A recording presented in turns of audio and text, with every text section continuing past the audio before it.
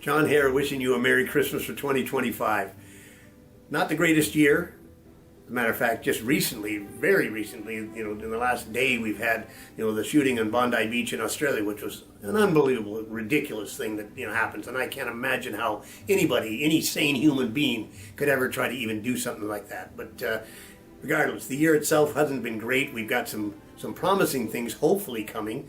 Canada itself is, in a political situation that I don't think is very good. We lost 400 ostriches out in Edgewood, British Columbia, to a bureaucratic overreach by the CFIA in Canada, to my mind, that had not had to be done whatsoever. Those birds had been healthy. So what we're finally seeing, is that there's a lot of bureaucracy that's really ruling over individuals. And, I'm a bit of a freedom nut. You can sort of see that here. It drives me crazy when I see things like the overreach done on the ostrich thing. And if anybody can try to tell you that that was something that was needed to be done, there is no question it wasn't. As a matter of fact, if that was needed to be done the next time we have something like COVID and you think a 2-week quarantine is going to be adequate, well, the powers that be could say, no, you had COVID, you're quarantined for life. Or in Canada's case, we can give you MAID. Which, man, that's the other thing that a lot of people are looking at Canada and saying, MAID? Yeah, I can see for terminal cancer and things like that. But now we're starting to extend that to situations where, you've got sick people. Well, easier to get rid of them than have to pay the medical costs in our government-sponsored medical. Matter of fact, I've got something that would be great to save money with medical in Canada.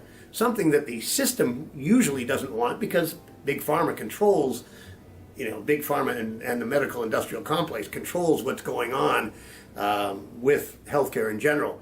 And by the way, healthcare, bad name for it. It should probably be called sick care because, the healthcare system wouldn't survive if we were actually healthy. We have a treatment called Megamix, which, by the way, Manitoba alone, we could save $500,000 a month, using our treatment. In other words, the net benefit is $500,000 a month. In Canada alone, that would be probably $120 million over the year savings to the Canadian healthcare system. But do we want to look at that kind of thing? Seems that the bureaucracy doesn't want to look at that. They like things the way they are, especially when they're in control. Individuals have got to take back control. As a matter of fact, patients, somebody 65 plus, going into the hospital, going to be given antibiotics. Have a look at what we've got with Megamix.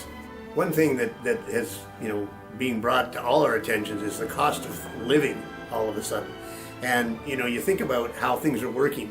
We've basically eliminated the middle class. Matter of fact, I can't imagine how anybody could live if they're not making really a couple $100,000 a year. How do you afford groceries? Prices of steaks, not that I eat steak, rarely I do, but who can afford it nowadays? And the problem is, people just think, well, that's just inflation. No, it's prescribed inflation. In other words, you stop and think about how bureaucracies are working. They like it when they virtually make people poor. Now you've got to be dependent on those bureaucracies. In other words, we can't afford groceries. We're all going to end up in the food banks, which is like, come on, man. So groceries have gone up. Everything has gone up. Price of housing, ridiculous. I feel bad for young people nowadays. As a matter of fact, I play hockey with a bunch of young guys, and they're all sitting there complaining about the fact that are they ever going to own a house? And funny enough, they're all getting very conservative, which is interesting. They're looking at it and saying, what's happening, we don't like this. We would like to own our houses. We're not happy with the idea of owning nothing and being happy, which is coming from the globalists. They don't want that. As a matter of fact, they would like to have, like, I'm, a boomer for sure, okay, boomer. And luckily enough, when I was, in that position, we had the opportunities to make enough money to afford houses and groceries and build a life and build equity.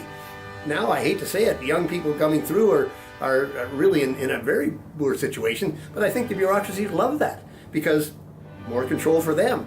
You can get a job with the government, not do very much, and who knows how good that job will be or whatever, but you're going to be taken care of by the government. The world won't work unless we build things and we make things and we do things that are going to be productive. That has to happen. You've got to, do things like oil pipelines and that kind of thing. That's what generates revenue. You can't just shuffle paper around. That's one of the biggest problems. And because of the inefficiencies of those types of things, that's what causes everything to go up in price, which is bad. I mean, You get $1. If it's not spent efficiently, then it just snowballs.